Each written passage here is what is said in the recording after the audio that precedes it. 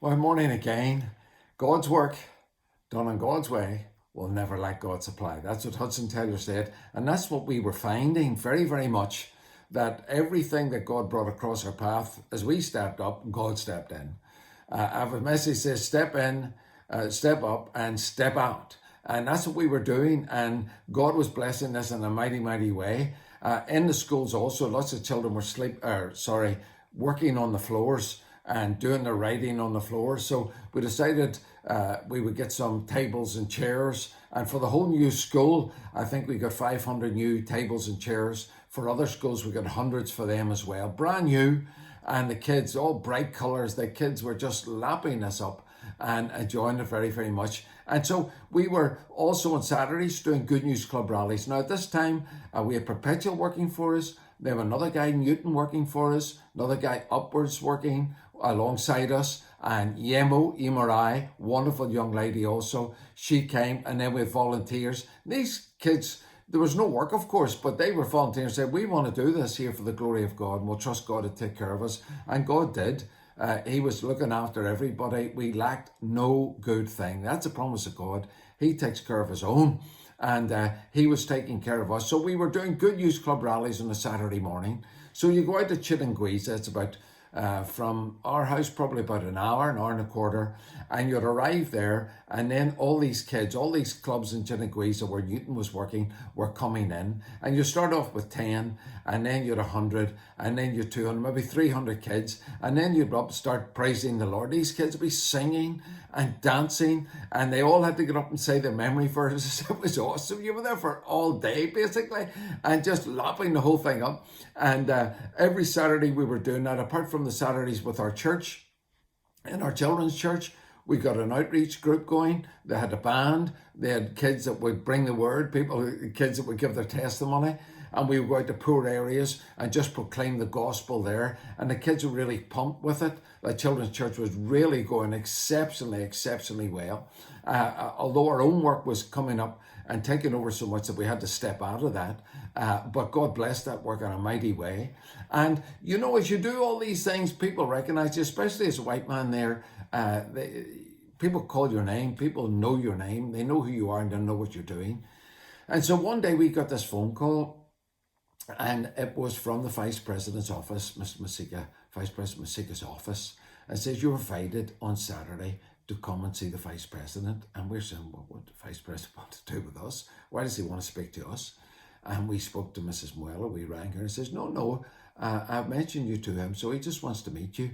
And so, okay, so they give us a code, which we needed at the gate because it was all guarded over in Greendale, soldiers and everything. You had to go through a whole process to get there. So we got the suit and the shirt and tie on. Dorothy, we're all geared up there, and we drive over. And the Bible says, don't go into the presence of kings without a gift. So I got a printer from a friend of mine, brought it over to give him this as a gift. And we came in, and he, through all the soldiers and through the police, and were brought into this beautiful big home. And he then came and invited us into his office. And we brought the gift and gave it to him, and he was very humbled. And he said, please pray for me. And I prayed for him. And he says, and we were talking about what we were doing. He says, come on, we'll go over for lunch now. I said, oh, I didn't know we were here for lunch. He said, oh, yes. And we went, there was this big tent. And there was 200 people in the tent. And up at the top, there was a table. And the Vice President came. He said, you sit here, Pastor. I'm right in the middle, the place of honour, as it were. And I said, no, sir. No, he says, you sit here today. And I sat there, and Dorothy and I sat beside each other. And we looked around all these people. And the Vice President got up and spoke, and he said, this is Pastor Alan and his wife Dorothy. And they have been working here in Zimbabwe, helping our orphans. They're feeding orphans. And he knew everything, knew about all the books, knew about the feeding, knew about the school uniforms, knew about everything that we were doing. He says, so we just want to honour him today and thank him on behalf of the people of Zimbabwe for what he has done for all these thousands of orphans. I mean, humbled. I was in tears. The tears ran down my cheeks. And God spoke to me. He says, a man's gift makes room for him and ushers him into the presence of kings. And here I was, the Vice President of Zimbabwe, this wee lad from the Shankill Road, sitting there in the presence of kings. And I'll tell you, only God can do that. Only God, God's work done in God's way. When God calls We step out of the boat, God makes a way where there seems to be no way. And we had a fantastic day, a fabulous day there. And we came back from there just rejoicing and determined to do more. Now, someone had written me and spoke to me and said, what about your kids at this time? What about Mandy and Gary? Well, you know, we were missing them every single day. Of course, they're our children, but we were so busy. We were just moving every day. But as we entered the new millennium, Mandy got married, so we had to come back to Ireland, and we were at the wedding, and Dorothy was very involved in Mandy's wedding as the daughter, with all the dresses and all that sort of stuff. And then Gary got married to Suzanne. After that, Mandy got married to Darren. I could tell you a story about Darren when Mandy had met him and he came out to Zimbabwe. And I didn't know this boy at all. And he got off the plane and Mandy's waving up at us. And he came to our house. And as soon as we arrived, he was quite sheepish, you know. And I said, wee cup of coffee. He says, can I go to the toilet first? I said, sure. And then he went to the bathroom. And I says to Mandy, I said, is this boy here going to ask me any questions? And she said, I think so. And so I said, well, let's get it over with now. You're here for 2 weeks. So poor old Darren came out. And I says, come on, I'll show you around the property and show you what we have. We get around the back of the house. And I said, have you anything you want to talk to me about? Anything you want to ask me? His face went blood red. And he said, yes, I'd love to marry your daughter. And we get talking.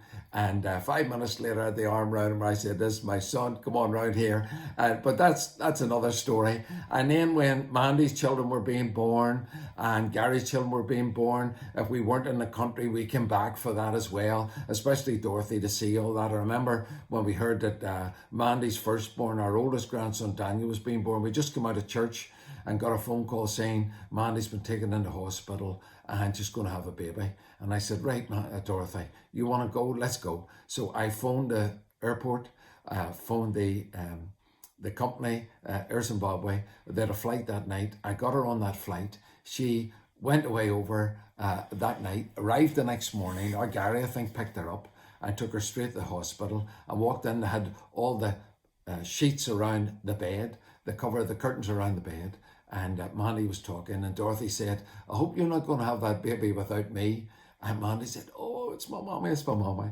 And she was there and was in actually when the baby was being born with Daniel. Oh, isn't it just fantastic what the Lord can do? Isn't it amazing? And so here we are back. We're with this vice president just blown away, doing all the outreaches. And then one night, we are in the house in Harare, and I get a phone call from my former pastor, who was a very dear friend of mine, Annie McCourt, up in Derry, in Cornerstone of Derry. He said, I have a guy who wants to talk to you, Alan.